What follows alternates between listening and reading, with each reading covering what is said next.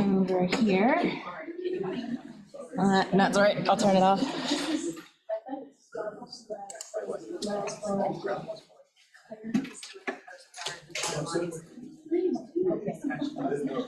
All right, so good morning. Thank you all for coming. First of all, I will apologize for not being Father Lonnie. He is over in the church teaching the first graders about Eucharist. So their festal Eucharist is coming up. And in fact, I'll go ahead and let you all know, definitely get May 14th on your calendars, because not only is it festal Eucharist and Mother's Day, it is also going to be Mother Leslie Rohraback's first Sunday with us, and it is going to be, I think it's going to be really, really special. I cannot wait for y'all to meet her. Father Lonnie couldn't, he kind of understated just how loopy staff was that Friday. I don't know, maybe it was a full moon. I don't know what it was. We were all just a little bit slap happy, and she found us delightful. So I think it's going to be fantastic. So, all right, Growing in Grace. This is our last class, but don't worry, we'll be back in the fall. We'll probably do this again, all over again.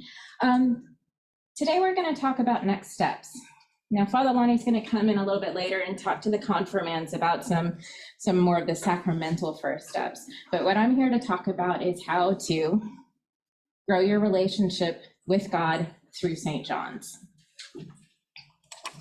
Now, Father Lonnie, when he first came here on his very first Sunday, he said that there were a few things that he wanted everybody to do. One was to attend service. We got you covered. I did just want to point out all of our different services, and I highly, highly, highly encourage you, even if you've been coming here for years, if you haven't been to one of these, please try it out. The 8 a.m. Rite one, which is the one I typically go to with my mother, is actually really, really special. We don't sing any of the hymns, but the language, there's something very mysterious about it, and that just sort of adds to the wonder and the awe, and it really is just a beautiful, beautiful service. You all know the 10 a.m., which is very fun, all the music, all the good stuff. We also have Compline on Sundays, which is in the evening at 7:30, and it is a sung service, a little bit of incense, all the candles, very quiet, very, very beautiful way to end your week to start the next week. And then I also highly recommend coming on Wednesday if you happen to be in town. Come to the 12:10 healing service. It's in the chapel. You will learn all about the saint of the day, which is always rather exciting. And it's also it's one of those services where if you feel you've got something hanging on your heart, it's just sort of a nice respite in the middle of the week to come. And there are some people who primarily just go to that service, and it means a great deal to them. So I highly recommend trying all of them out. I'm just realizing I left my notes in my office, so hang on. This could be fun. Could you? They're just, no, the main into the front is totally open, and then it's just next to my keyboard and my notebook. Thank you, thank you, thank you, Holly. Okay, so that was the first thing Father Lonnie told us to do. The second thing he mentioned for us to do is to find a ministry. Well, St. John's also has you covered. We've got several ministries going on here at St. John's, and I think there's a place for you in one of them. However, and before I really get into starting about this, we do have, I'm going to be pulling a lot of my information from a book called The Sacred Pathways, 9 Ways to Connect with God by Gary Thomas. And this is just a guidance. This is not gospel. This is just a way for perhaps you to take what you consider some of your personality and see if you can transfer it into a ministry here at St. John's. So previously, one was told, and I do actually remember being told this as a child, the best way to grow as a Christian is to come to church and to devote some quiet time. That was it. That was all you needed to do. Go to church and make sure you pray. Well, they weren't wrong. That is true. You should do that. And I've already shown you all the different ways to go to church. We've got all of those covered. And then also the ways to have quiet time Father Lonnie's been discussing over the last couple of weeks. We have the beautiful Book of Common Prayer, which just lays out any possible prayer you could possibly want. Your stars are very much. And so we've got that covered. And I do highly recommend, if you haven't been trying out morning prayer, or if you haven't just been flipping through the Book of Common Prayer, once again, I really, really encourage you to do that. So the next way is to get involved. And by involved, that can mean a myriad of different things to do. We have so many different kinds of ministries happening all the time. And basically, it can take many, many forms. It follows that old adage of, what's right for one person isn't necessarily the right way for another person. And so when I'm about to go into this, again, this is just a guidance, because while there is one God, there are many different ways to have a relationship with him. And this actually came as a bit of news to me when I first joined the Episcopal Church, because the church that I had grown up in was pretty prescriptive. There's only one way you can do this. There isn't. There's a lot, and that's wonderful. So one God, many relationships. Lots of relationships. So the 9 sacred pathways point out a bunch of different ways to kind of apply your personality. So say you're a naturalist, you love God best outdoors, and you worship deeply in the midst of God's creation, and you discover your spirituality through nature. Sensates love God through their senses. They worship through sensual experiences like art and sounds and music and smells and other things. Traditionalists, they love God through religious ritual and symbols. They worship through the traditions and sacraments of the church and believe structure and repetition like weekly liturgy and lead to deeper understanding of God and faith. Now the ascetics love God in solitude and simplicity. They worship through prayer and quiet time and the absence of outside noise and distraction.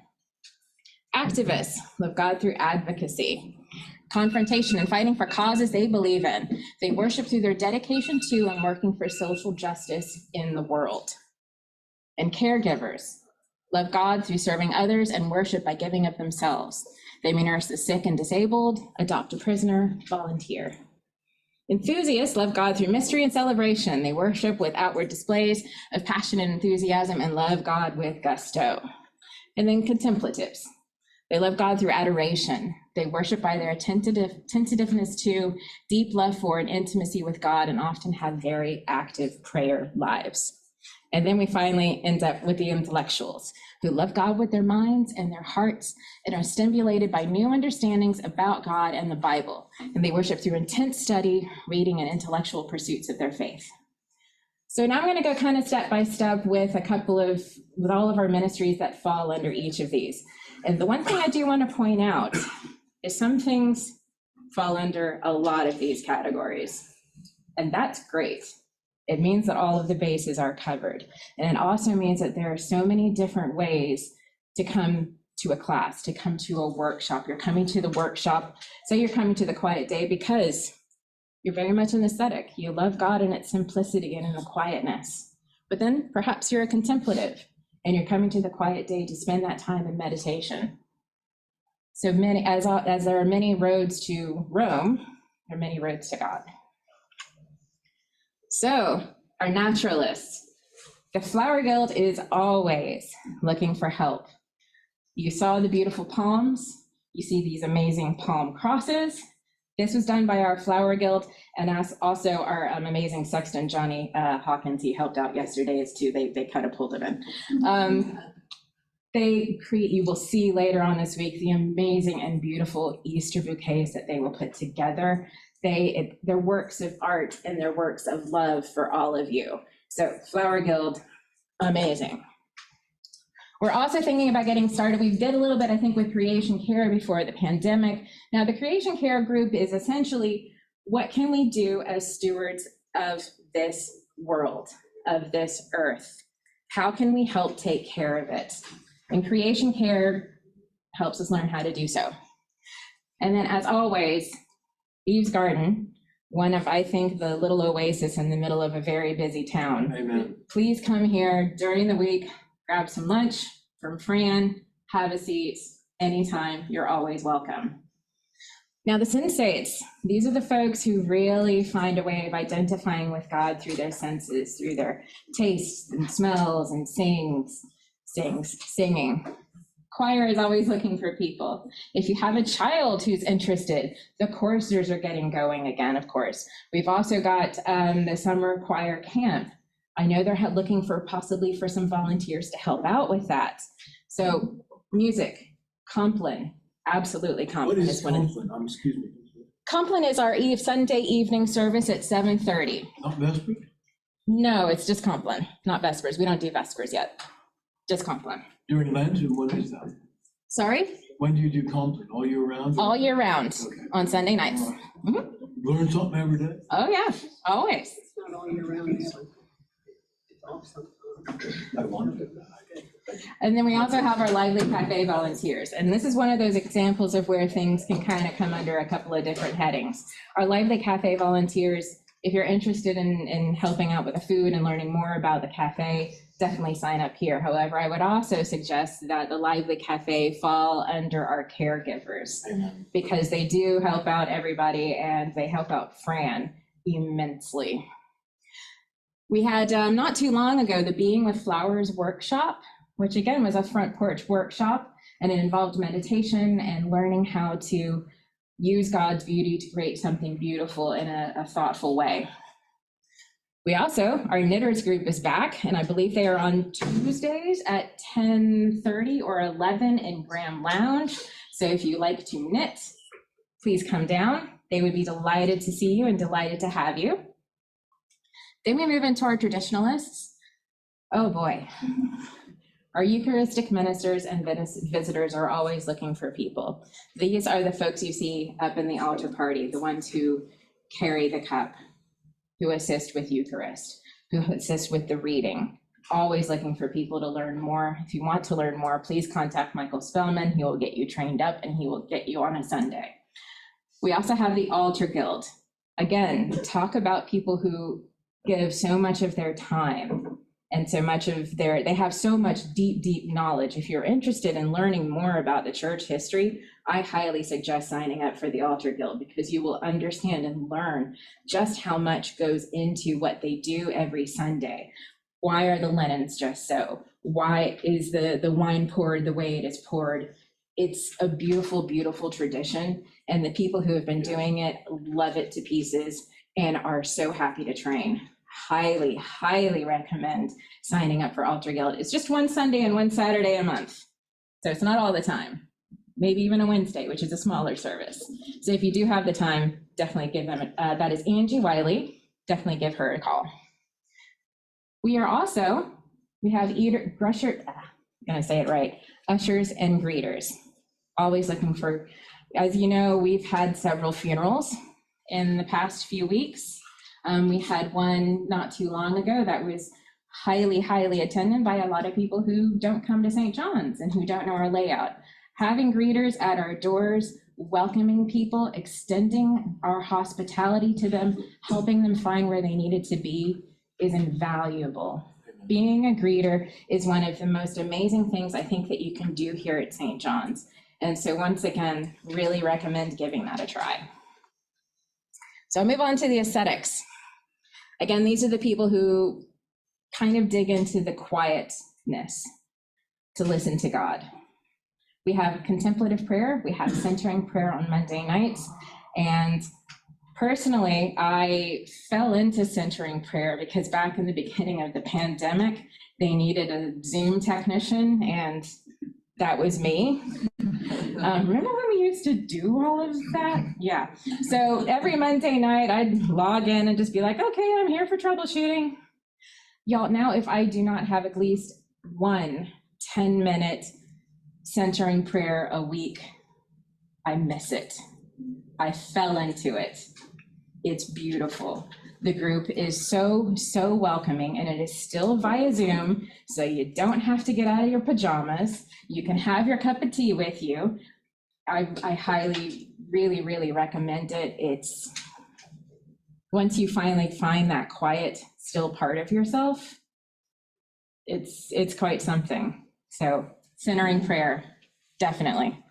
We also hold several quiet days throughout the year. We've held one with Brother David Vryhoff, who was from oh gosh, am I gonna get it wrong? The folks up in Boston. Society of St. John to the Vine. That is it. Thank you. Really, really beautiful, quiet day. We were able to get him to Zoom in, and we were able to be here, and we were able to take some quiet time throughout the campus. So that is something we also offer as often as we can throughout the year. We also have yoga on Monday nights at 5:30 down in Bishop's Common. Then we come to our activists. Our outreach committee is very powerful. There is so much going on in this community that we want to be a part of. There are so many people that we would like to help.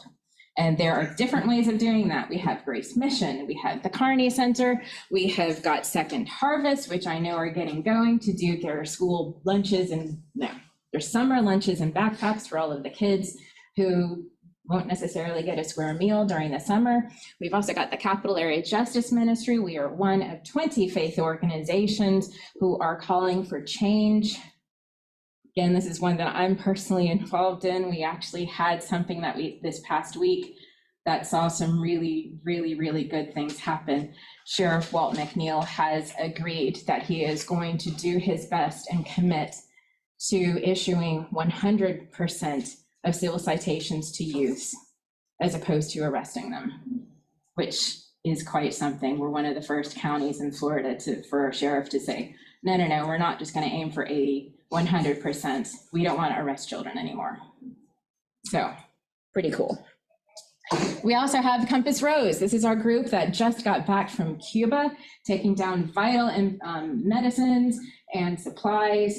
We work very, very closely with that group down there. And I think we try to go at least once a year, but twice a year would be wonderful as well. You all know John and Caroline, they're down in Ecuador. We've got a mission trip going down, youth mission trip going down later this summer. There is a lot that we can do. There's a lot that we want to do. And I think even Father Lonnie opened up a very big can of worms a couple of Sundays ago saying, what are your ideas? Please keep telling us your ideas. We want to know, we want to help. We've got a fantastic, amazing community right here at St. John's. We want to help the wider Tallahassee, Leon County area. Okay, I'll try and speed through these. Caregivers, oh my goodness, this church has the best caregivers I've ever seen. I have very, very selfless people who are always willing and ready to step up. Our Angel Food Ministry, I think of several years ago, it used to look a little bit different. I think people would come in on a Saturday morning and make casseroles that would then go into the freezer. It's kind of shifted from then. However, it is still extremely active. Angel Food is for those who are, maybe somebody's just had a baby, perhaps there's been a bereavement, or there's been an illness, or perhaps there is something to celebrate, or the Angel Food Ministry helps sign up to take food to various households and families, especially for those who perhaps can't quite get out and about anymore. Lisa Askins is the woman to speak to about that. We also have the Flower Ministry. Now, this is an extension of the Flower Guild. Basically, like say next Sunday, when all of those big, beautiful arrangements come down, we are going to have a lot of flowers left over. So what we do is we break those down into smaller bouquets and we deliver them to people who, again, perhaps they can't get out and about. They've had a health issue. There's been a bereavement. There's been a baby. There's been something fantastic. Sign up for that. You get 2 or 3 households, hop in your car, make your deliveries, and away you go. Stephen Ministry. Stephen Ministry is, I'm trying to think. If you go to Father Lonnie for the really, really big, important stuff, but you need a little bit of follow through afterwards, our Stephen ministers are trained to be that person. They go through really quite intense training on how to listen, how to be pastoral. And again, they are always looking for volunteers. They'll tell you all about the training for that. In fact, I think Melanie went through it. Did you go through Stephen Ministry? Okay. We have about 30 trained and about 15 active. So if that's something you're curious about, or say you would like one yourself, you're going through a bit of something and you need someone to talk to, we can get that arranged for you. Easy peasy. Cricket is our leader. That is right. Cricket Mannheimer. She's the lady to speak to. We also have Walking the Mourner's Path, and Melanie, I promise I'm not picking on you, it's just you're right there and I know you do these things. Walking the Mourner's Path is a course, a very small, intimate course for those who have lost someone within the last year. And it basically walks you through pretty much what it says, the mourning period, the grieving. And it's a really, really wonderful and transformational series. We're in the middle of it right now. And another one will most likely be, if it's not offered again this year, it will certainly be offered again next year. So if that's something you're interested in, feel free to let me know and I can pass your name on to those who are running it. Okay, I'm gonna skip to the enthusiasts. These are the people who help out. These are the folks who help out with the children's ministry and the youth ministry. And again, I'm going to make a plug.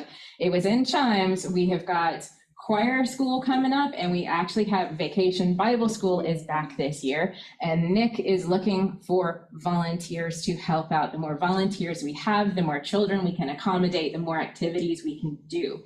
So please talk to Nick Mandolini, our youth director, and let him know you are super willing to help out. That is the last week of June, I believe, and it's actually going to be in the evenings from 5:30 to 7:30. So those of y'all who have 9 to 5s, I'm sorry, you don't have an excuse.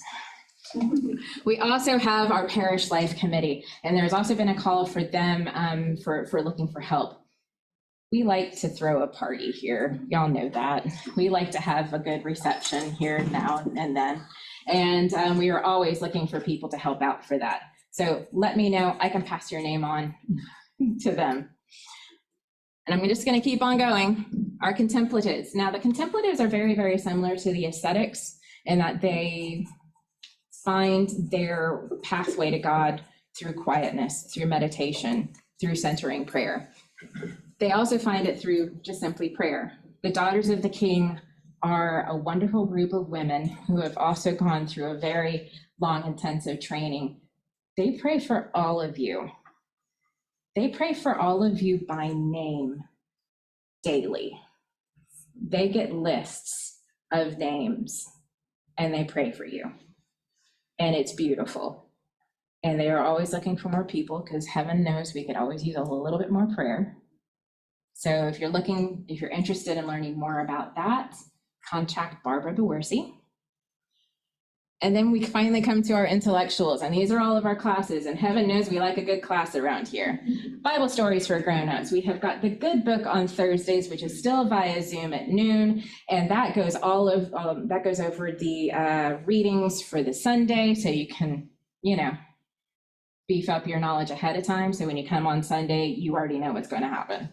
Friday, we have a book study again at noon. I know a lot of people join that kind of on their lunch break. I think they're about to finish The Art of Lent, which has been very seasonally appropriate and really, really beautiful. We held men's Bible study is at 7 o'clock on Thursday morning in person. That's been going on for a very long time and I know is extremely popular. And then front porch workshops. We like to hold a workshop. We like to get you all reading. We like to get you all having conversation and learning more and more about this amazing church and our history. And oh, that's another one I'll mention. We now have the St. John's Historical Society. So if you're curious about learning more about St. John's or doing some investigation of your own, contact Steve Peters. That's going to be really, really fun. So again, this is just very, very much a snapshot of all of the things we do. And like I said, using these pathways is a bit of just a quick and easy guide for you. If you already know, hey, you know what, actually, I really love going to St. Mark's. Maybe you want to look into something like Creation Care. Or if you're like, I cannot get enough of Father Lonnie's Bible stories for grownups, check out the Good Book on Thursday or check out the class on Fridays. I've also, and like I said, that since that one was just one way of getting to know things, I've got another way of getting to know things. And this one I won't go into too much detail. There are actually some little pamphlets in the back. This was our stewardship program this past fall. And are you a carer? Do you like to pray? Do you like to serve? Do you like to teach? These are just our spiritual gifts quizzes. And it has even more information and actually has some contact information about who you can contact if you're interested in doing any of these activities. And believe me, more is very much on the way. And like I said, this is simply one way of exploring the many possibilities in which you can use to grow your relationship with God, because God wants to know who you are, not what we've prescribed for you. He wants you to find your path to growing your relationship with him. As I said, just a guide, not a gospel. Now, how do you find all this information? It is on our website. If you go up to get involved and go all the way down to serve and click on serve, it will have a fantastic list of people like Angie, Alex, Michael Spellman, all of the people who are I think even Melanie is probably on there. Cricket is on there.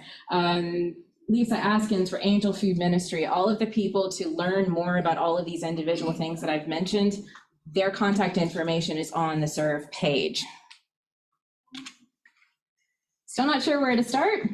Call me, call Kate, call Mandy, definitely call Nick too, especially if you want to do anything with children and youth. We will help you. That is why we are here. We're definitely here to help you all find a way to grow even just a little bit. Definitely give us a call. Now, I know we've got several new folks.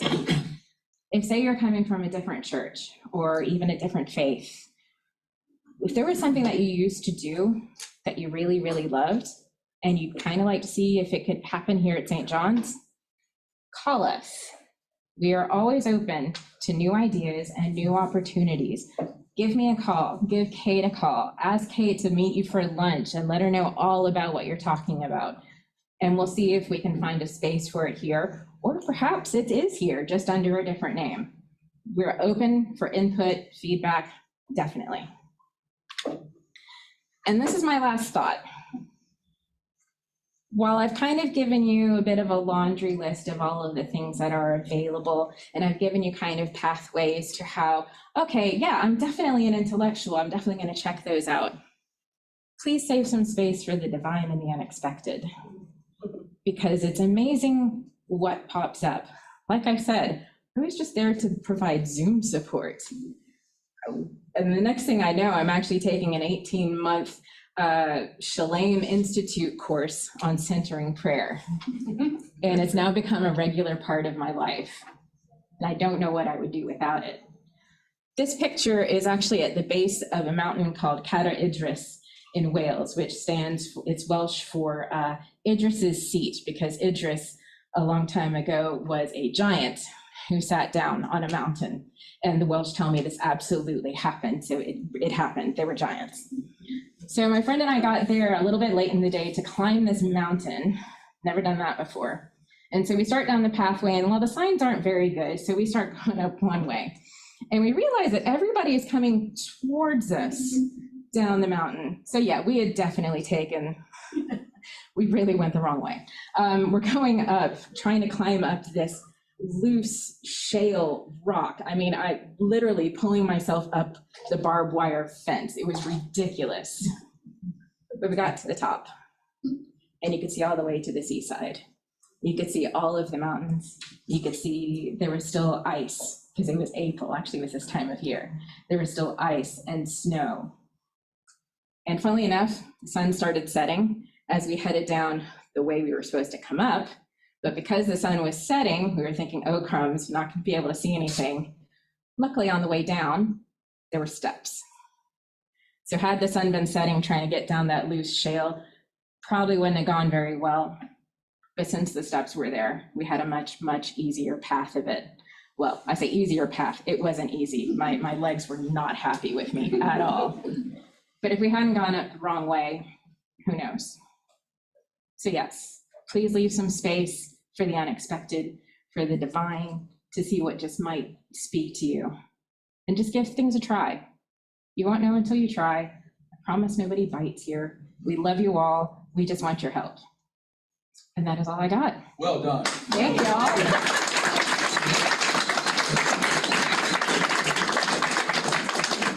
All right, it is warm in here. I definitely touched those and brought them down, so I don't know why it's still toasty. So who knows, maybe the chiller stopped again. But thank you all so much. Confirmands, please stay. Everyone else, have a wonderful, wonderful rest of your Palm Sunday. Merci beaucoup.